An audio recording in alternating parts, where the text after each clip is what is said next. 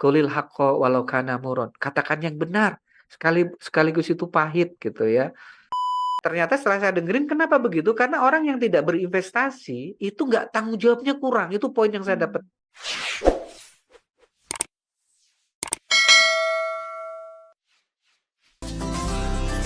Sesaat lagi Anda akan menyimak Bincang Psikologi Keluarga. Alhamdulillah masuk ke segmen yang ketiga sahabat MK di Inspirasi Keluarga hari ini. Masih bersama dengan Pak Wasmin dan juga Bu Lilis. Dan juga sahabat Dina di Yogyakarta. Alhamdulillah sahabat Dina dari Bandung sudah ada yang kembali bergabung untuk bertanya kepada Pak Wasmin dan juga Bu Lilis. Mohon izin untuk membanyakan Pak Wasmin. Ada Pak Iman di Cigondewah yang sudah bergabung. Alhamdulillah anak-anak sudah terbiasa dengan kalimat-kalimat yang jujur.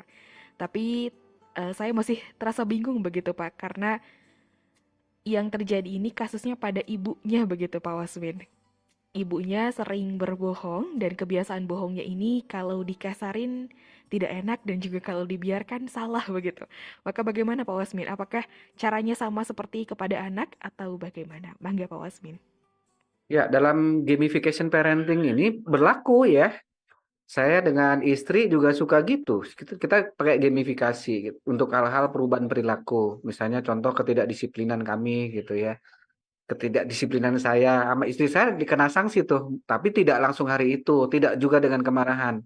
Dia menyampaikan misalnya, "Bang, saya udah beberapa kali bilang kalau mematikan knob shower itu wajib setelah memakai shower gitu. Kalau enggak, soalnya saya setiap wudhu sering basah kerudung saya gitu. Sering basah baju saya karena langsung sebrot dari atas gitu. Dia udah bilang gitu, tapi saya sering lupa emang mematikan knob shower untuk keperluan wudhu di bawahnya gitu. Nah, setelah itu ya dia udah nggak bisa cerewet lagi, mungkin udah kesel gitu ya. Oke, mulai sekarang kalau seperti itu lagi, lupa nutup knob shower dan baju saya basah, gamis saya basah, maka diambil 50.000. Tadinya sanksinya hanya ngeringin aja pakai hair dryer gitu, tapi nggak mempan saya. 50.000 sampai ke 100.000 baru saya kapok gitu, karena pernah kejadian tinggal selembar-lembarnya buat isi bensin diambil langsung dari dompet gitu ya. Ya gitu kan. Nah, itu boleh seperti itu. Jadi nanti sampaikan ke istri, "Bu, ini beberapa kali saya menemui ibu tidak jujur. Yang pertama ini, yang kedua ini," gitu. Yang ketiga sekarang ini nih nggak jujur. Kenapa? Karena saya tahu kejadiannya nggak kayak gini, tapi ibu tadi bilang begitu. Untuk next, setiap ibu seperti itu, maka sanksinya ini. Atau apa, sanksi itu biasanya kalau sanksi itu ya kayak tadi pengambilan gitu. Dikurangin ini gitu ya. Kalau ke istri gini, kalau istri gini gitu. Saya kalau sholat subuhnya nggak di masjid, saya nggak dapat apa gitu dari istri ya. Saya rahasiakan. Saya nggak boleh melakukan apa gitu ya. Gitu, jadi kita boleh gitu, karena kan kita mendidik karakter, mendidik perilaku. Ya jadi emang harus ada permainannya. Karena kalau dengan marah-marah saja itu malah membuat suasana jadi nggak nyaman ya. Silahkan lakukan gamification suami istri dengan anak gitu ya. Selagi dia dalam tanggung jawab kita, kita bisa lakukan gamification. Tapi kalau anak kita sudah berdikari, sudah nyari uang sendiri, dia sudah tidak di rumah kita tinggalnya, ya nggak bisa. Gamification-nya nggak bisa. Tapi selagi dia masih di rumah kita, numpang sama kita, hidup dengan kita, ya gamification-nya masih bisa dilakukan ya. Ke anak yang udah gede pun. Pertanyaannya kan sering bukan hanya ke istri atau ke suami. Ada juga pertanyaan yang, "Pak, ini anak saya udah gede, dia udah kerja, tapi emang tinggalnya masih di rumah. Apa bisa gamification?" Bisa, selagi dia masih di rumah ya. Ya salah satunya ya nggak bisa menggunakan fasilitas rumah ya nggak bisa. Kita batasi fasilitas yang ada. "Mohon maaf, kita nggak masak buat kamu hari ini karena kamu udah yang gede tapi nggak nyontohin adik kamu untuk sholat subuh di masjid," misalnya gitu. "Oh, aku kan udah gede, udah nyari uang sendiri." Kalau nyari uang sendiri ya silakan berdikari, nyari kos gitu. Kalau selagi di rumah ini ya ikut aturan di rumah ini, gitu. Itu udah biasa kita di aturan-aturan itu sejak awal aja kita sounding gitu. Nah, ayah ibu mah nggak mau marah-marah, karena nggak mau marah-marah kita pakai konsekuensi gitu. Marah itu sekarang udah nggak zamannya marah menjadi konsekuensi, itu nggak ada. Udah nggak zamannya lah sekarang konsekuensi dengan marah. Selain memang Hmm. kita jadi darah tinggi juga orang tua ya, mendingan nggak usah marah. Konsekuensinya gitu aja, pengambilan fasilitas sedikit demi sedikit ya. Silakan dicoba ya. Masya Allah, Berat. terima kasih Pak Heeh. Wasmin. Di awal mungkin agak mikir ulang, "Ah, bisa gitu, berhasil nggak? Coba aja lah. Coba Pak, dicoba dulu baru nanti kita konsul lebih lanjut ya. Karena kalau nggak dicoba Insya Allah. gimana kita tahu? Pakai metode lama kan udah nggak berhasil. Nah, bisa nih ide saya diawali dengan hadis yang kemarin kita sebutin, kulil haqqo walau kana murron. Coba kasih hadis itu, kulil haqqo walau kana murron. Katakan yang benar, sekaligus itu pahit gitu ya. Nah, ini kisah yang menarik nih dari salah satu tokoh, cucunya tokoh dunia ya, Arun Gandhi namanya. Arun Gandhi itu cucunya Mahatma Gandhi gitu. Dia kan memang dibesarkan di daerah pedalaman ya, Arun Gandhi ini sama bapaknya ya, di sebuah daerah pedalaman di tempat pendidikan yang didirikan oleh Mahatma Gandhi gitu. Sehingga karena orang pedalaman kalau ada kesempatan ke kota itu seneng banget ya, apalagi di kota bisa belanja, nonton bioskop gitu ya. Dan suatu saat si Arun Gandhi muda ini diajak sama bapaknya untuk nganter di sebuah konferensi. Dan selama bapaknya ikut konferensi, Arun Gandhi ini dititipin amanah sama bapaknya untuk menservis mobilnya di bengkel gitu. Sambil ibunya juga nitip beberapa belanjaan. Nah, bapaknya udah bilang jam 5 nanti saya tunggu di sini ya, karena konferensi udah selesai. Jam 5 sore saya tunggu di sini. Nah, udahlah Harun Gandhi ini pergi ke bengkel, dan di bengkel sambil nunggu dia tergoda bener untuk nonton film, apalagi filmnya idolanya itu Bruce Wayne kalau nggak salah nama idolanya. Nah, filmnya selesai jam setengah 6. Dia buru-buru ke bengkel dan sampailah ke tempat penjemputan ke bapaknya tuh jam 6 sore. Bapaknya mulai bertanya gitu. Kenapa kamu terlambat gitu? Iya Pak, mobilnya belum siap di bengkelnya. Bapaknya ternyata tanpa diketahui anaknya si Arun Gandhi ini, bapaknya udah nelpon bengkel, udah selesai dari jam 4 itu mobilnya. Nah, akhirnya si Bapak Arun Gandhi ini Aduh. ngomong, apa yang telah Bapak lakukan ke kamu ya, sampai kamu untuk berkata jujur aja nggak bisa. Oke, sebagai bentuk ayah nggak bisa mendidik kamu jujur, sekarang ayah mau menghukum diri ayah. Yaitu ayah mau jalan sampai ke rumah. Itu eh, panjangnya 18 mil itu. 18 mil itu berapa kilo ya? 18 mil itu eh berapa kilo? Berapa kilo 18 mil? Berapa kilometer? 4.000 4 kilo, 4.000 kilo. Bener ya? Coba 18 mil berapa kilo sih Teh? Coba browsing Teh. 18 mil itu ya? Dua 18 puluh mil. delapan ribu, Uh, Pak Wasmin. 28.000 kilo. Itu kan, tapi bener ini coba. Milnya mil pakai mil ini, mile coba. Intinya itu jauh lah ya gitu ya.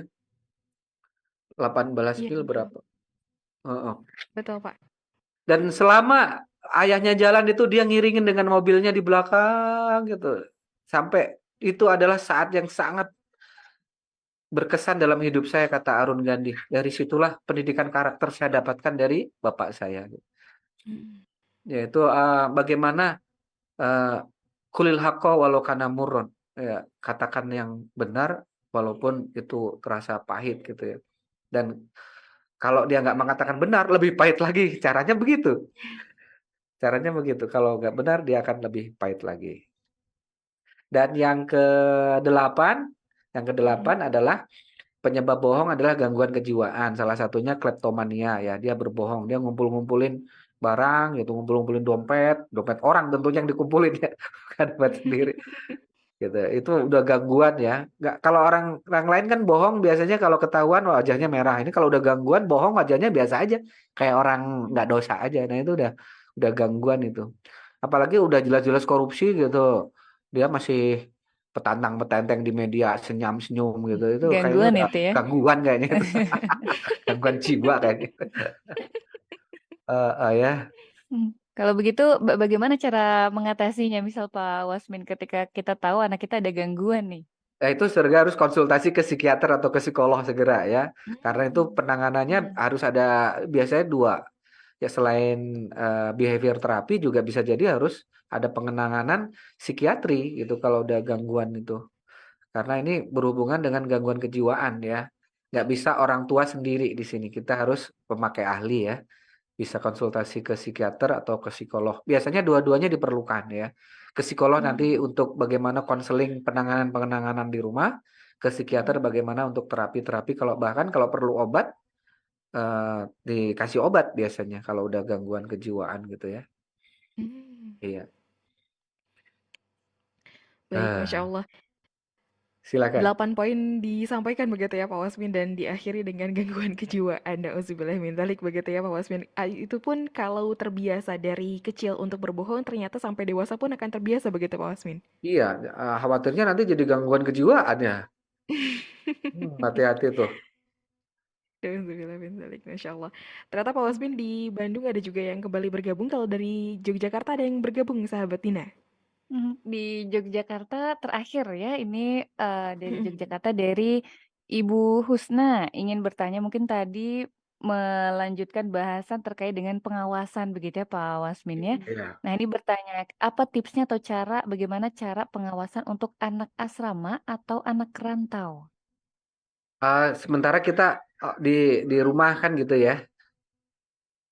Ya, tadi sudah dibocorkan sedikit sama Bu Lilis ya, kalau anak kita di rantau atau di asrama, itu ada teknik di mana kita menggunakan orang tangan kanan ya istilahnya. Kita harus memonitor lewat wali asramanya atau kalau dia ngekos biasanya ada induk semang ya, kalau di induk semang gitu. Ya Bungkus anak gitu saya ya. yang anak saya yang sekarang di Istanbul sekolah di sana juga kita nggak lepasin gitu aja. Kita ada yang kenal sahabat di sana ya kita komunikasi gitu. Sehingga dia merasa di sana itu nggak sendiri, dia ada orang tua juga di sana gitu ya. Nah di asrama juga gitu, jauh dari orang tua dia harus merasa bahwa masih ada orang tua di sana gitu. Ya memang sih wali asrama atau induk semang itu anaknya banyak, tapi setidaknya dengan kita orang tua yang nanyain gimana kabar ini dia sholatnya gimana, kan wali asrama jadi ngelihat ya anak kita gitu telat hadir. Itu yang pertama. Yang kedua tadi teknik di mana dia melaporkan, dia harus bisa melaporkan apa karya-karyanya, melaporkan apa kerapihan kamarnya gitu, melaporkan. Bahkan sekali-kali kita sidak ya. Sidak itu kepanjangan dari inspeksi mendadak. Caranya video call. Inspeksi mendadak jarak jauh itu bisa dengan video call. Ntar mah aku belum siap video, belum siap video. Itu sudah ciri. Kenapa nih ya gitu. Apa ini gitu. Kita sidak pakai kamera mana? Kamera belakangnya. Mana? Pakai kamera belakang. Mana lemari baju kamu? Itu namanya sidak. Mana WC kamu? Coba mana spray kamu? Ya ampun, spray. Mana sarung bantal? Itu sarung bantal kuning gitu. Udah berapa bulan itu nggak dicuci gitu ya. Nanti kalau mama ngelihat kamu kayak gini lagi, kamu kepotong uang jajannya gitu. Jadi harus ada kayak gitu-gitu. Nggak bisa kita lepasin aja. Termasuk ya ke wali asrama iya, tapi kan wali asrama anaknya banyak ya. Satu wali asrama kadang-kadang megang 40 gitu. Tapi itu sebagai upaya-upaya yang harus kita lakukan ya.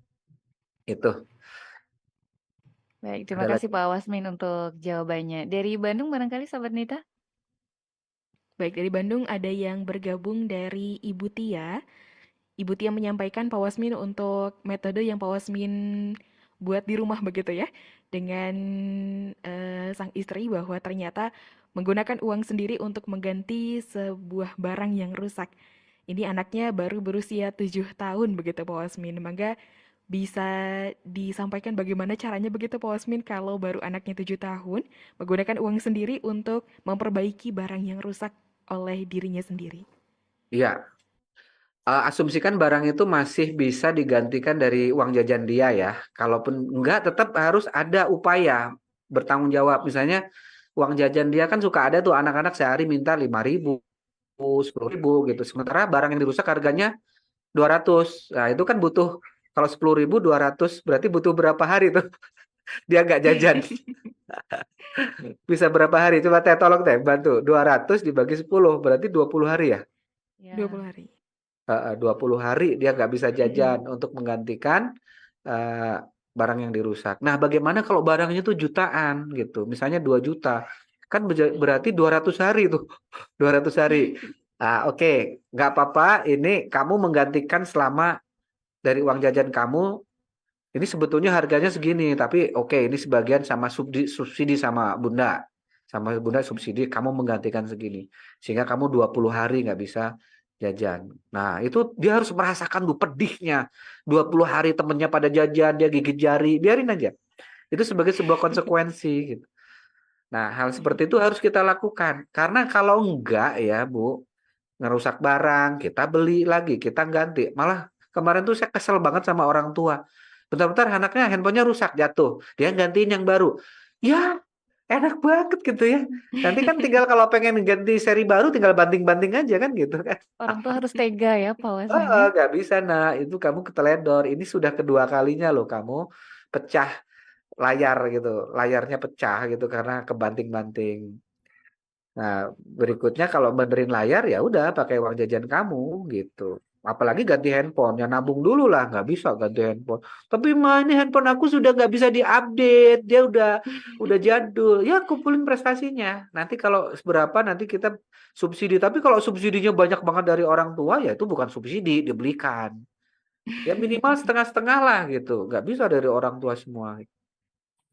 Karena tanggung jawabnya ada. Tadi saya sebelum siaran ngelihat ini videonya Helmi Yahya. Kak, dari judulnya dan saya dengerin itu selama 10 menit bagus tuh.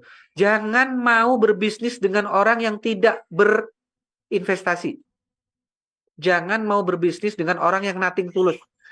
Nothing tulus itu orang yang santai karena dia nggak ada yang merugi, nggak ada yang hilang kalaupun perusahaan rugi. Kenapa nggak ada yang hilang kalau perusahaan rugi? Ya dia nggak investasi apa-apa. Dia cuma modal konsep, modal ide, nggak bisa. Jangan.